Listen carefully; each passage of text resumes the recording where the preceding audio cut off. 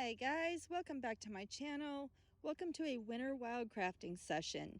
So when we were constructing our cabin, getting them moved in here and making the area for it to set up, I noticed St. John's wort out in this field, and you all know that I harvested quite a bit of St. John's wort, wildcrafted it from different areas around here. And then as I moved more and more around on my property, I started finding it here on my property.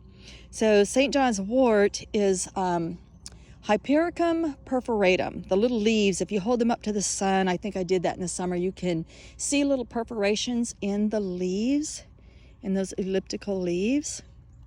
And so I decided to come out today and see if since it's such beautiful weather, I wanted to see if I could find my St. John's wort in the winter.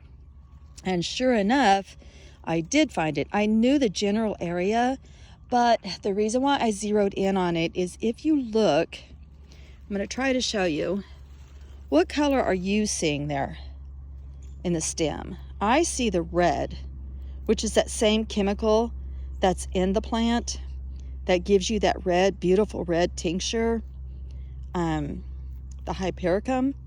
And it's this has been a medicinal plant since like the early Greek days. And it is fantastic for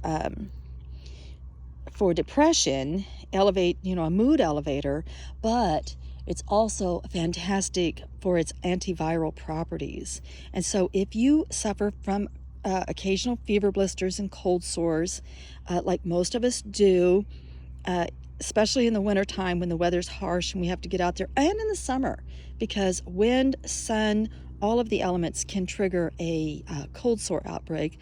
This Hypericum perforatum that's in the St. John's wort is fantastic. It will, well, at least when I use it, it will cut the duration that you suffer with a fever blister literally in half. Like if it's normally a 7-day outbreak for you, it will turn it into a 3-day outbreak. At least the tincture does for me.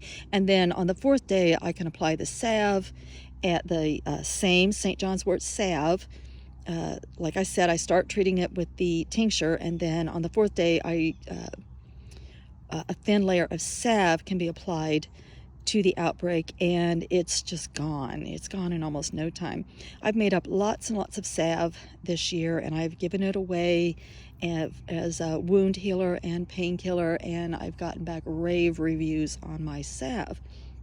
So I wanted to see if I could recognize it in the winter, and sure enough, I was able to find it. So I found this sample, and then as soon as I was going to take a picture of it, my cat swiped at it and broke it off.